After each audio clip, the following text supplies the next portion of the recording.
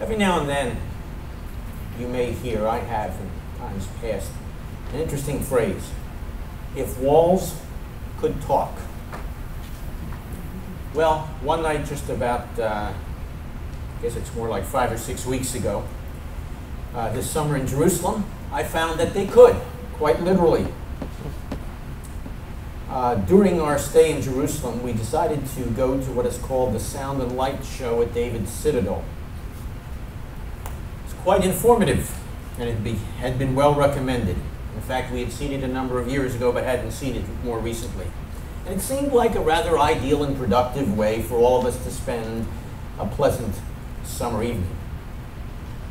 Where we were is we sat inside what was once a large fortified enclosure next to one of the old city's gates and inside her walls. And in front of us and surrounding us were the remnants of Jerusalem's walls from various periods of our history.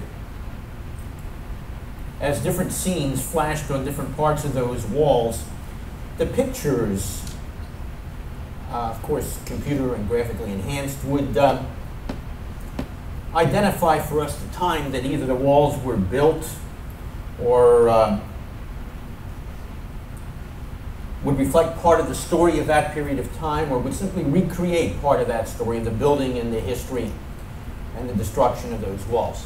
Now, there were sections of wall from the First Temple period, from Hezekiah's time, from Ezra and Nehemiah's time, from the times of Judah and the Maccabees, from the times of Herod and of Yeshua, from Roman and Crusader times, and even beyond.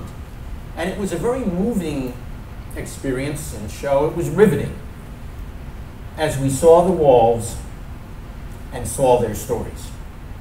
I was reminded of that when I looked at the Haftorah passage from last week, and I reflected on this briefly with you last week, Isaiah 49, 14 and 15. The cry comes out, the Lord has deserted us. The Lord has forsaken us. And remember, God's response is, oh no. I have engraved you on the palms of my hands. And the text goes on to say, your walls are ever before me. The entire production and the Haftorah got me thinking and imagining about the events that had taken place within and before some of those various walls. And it left me considering the lessons that they could convey about God and to us. And these lessons seem even more appropriate in view of all that's going on around us at this particular time.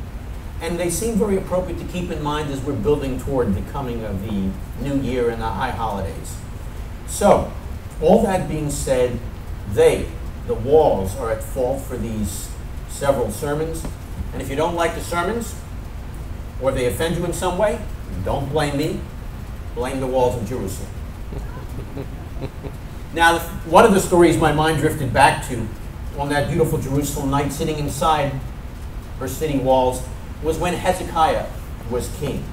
Now, at that time, as our text reminded us, Jerusalem was surrounded by the greatest king of one of the ancient world's most powerful empires, and certainly its most ruthless. The king was Sennacherib, and the empire was Assyria. Now, some 20 years earlier, Assyria had devastated Israel. And now she had conquered Israel, being the northern kingdom, and now she had conquered Judah's major strongholds, the southern kingdom, and was threatening Jerusalem. And if you're unaware of that story, then you really belong in the class on Thursday nights. Yes, that was a commercial. By the way, any one of those other courses would be most helpful to you as well. End of commercial, back to text. As the Assyrian forces were threatening Jerusalem. Yet despite the onslaught of Assyria's tremendous military power, Jerusalem's walls would not fall. They would not fall. What happened? And what can this teach us about facing onslaughts in our lives? I'm going to break down this story, since that was a wonderful story across the walls in that citadel, in scenes and in acts. So this is a story that takes place in 3 acts. Act 1, 2 Kings 18, beginning at verse 17. Talks about danger. And the opening scene is a scene of ridicule, as verses 17 and following unfold. Now, what these people were facing was a very serious threat. As the text begins in verses 17 and 18, there was a great, large army. Assyria. Now, do you remember perhaps the story of Jonah? Mm-hmm. Remember, God sent him to a place called Nineveh. And Jonah's response was, Nineveh? You gotta be kidding me, God. And you can tell that from the way in which he acted. Why? Because he understood what Assyria and Nineveh, its capital, was all about. One of the cruelest, most vicious of the world's empires throughout history. I mean, they would relish killing inhabitants, cutting off their heads, putting their heads on the top of spears, and using that as sort of a fence around the city's destroyed walls, just as a reminder of what they could do. Well, these are the forces arrayed against Jerusalem here. It's a rather serious threat. And the meeting that takes place here in this scene is an attempt to break down the morale of the people, beginning at verse 19. And if you look at verses 19 and 20, the messenger of the Syrian army is saying something like this. Just what are you basing your confidence on? You're really basing your confidence in yourselves? You've got some great strategy or some superior strength? Says the best you've got here are mere words, empty words, nothing of substance. And he continues in verses 20 and 21. And on whom are you counting? Are you really counting on your allies or on Egypt? You heard it read for you, verse 21, the second half of that verse. If you lean on Egypt, you will find her to be a stick that breaks beneath your weight and pierces your very hand. Unreliable, the messenger says. It's a great picture. By the way, Isaiah chapters 36 and 37 are a parallel to this text. You can get some insight there as well. And in Isaiah, the same picture is used. But beyond that, not only do you have this in front of the people, they already knew what the Assyrian messenger said, and that is they had occupied Lachish, one of the major strongholds of ancient Judah, blocking the route or the route to Egypt. Then they said, are you depending on the Lord? Very next verse. He says, if you say we're trusting the Lord to rescue us, just remember that he is the very one whose hilltop altars you've destroyed. For you require everyone to worship at the altar in Jerusalem. He's saying, don't count on him. Look, notice the misunderstanding of the nature of God.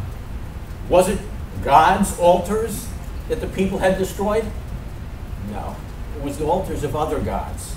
But Assyria didn't get that picture. But this message is sort of double-edged. It implies that they were no longer even following their own Lord. Now, he's not done with the ridicule yet. In verses 23 and 24, he says, our text says, make a bet. It's not really a bet here. It's better translated. Make a bargain. Make a deal. If you can find this many people, we'll provide you with this many horses, and you'll find even that's not going to be enough to withstand this army. And then, verse 25 sort of tops it all off. And do you think we have come here on our own? No, the Lord has sent us and said, go and destroy this nation. And this possibility, this very possibility, drove terror into their hearts. In fact, the prophet Habakkuk or Habakkuk said as much, that God would use the nation of Assyria. So, the perspective that's being shared here by this messenger to those who lined the walls was partially true, though not particularly from the perspective of the Assyrians, because they thought that that they had been sent by their gods to do whatever they pleased. Now, a quick footnote here. Just a reminder. Not everyone who says, God told me, has been spoken to by God. Okay? What can we learn from this thus far? In the face of onslaught, don't let others discourage you, ridicule you, demean or diminish your faith, cause you to question or doubt yourself, cause you to have your confidence shaken in God or in God's purposes for you. And then the ridicule continues in verses 26 to 36. In verse 26 comes a very interesting request. You can understand it in a minute. He says, some of the leaders on the wall said to them, please speak in Aramaic, for we understand it. Don't use Hebrew, for the people standing on the walls will hear you. Right? And you can understand why that's being said in that way. But you'll notice the response, verse 28. Then the Assyrian ambassador or messenger, he not only spoke in Hebrew, notice what the text said, he shouted in Hebrew to the people on the walls. It's an attempt to break up the ranks, to cause dissension. So he first tried to devastate the officials. Now he tries to lure the people. And he says in verses 29 and 30, he says, first, don't trust your leaders, verse 29. And then he says in verse 30, don't trust the Lord.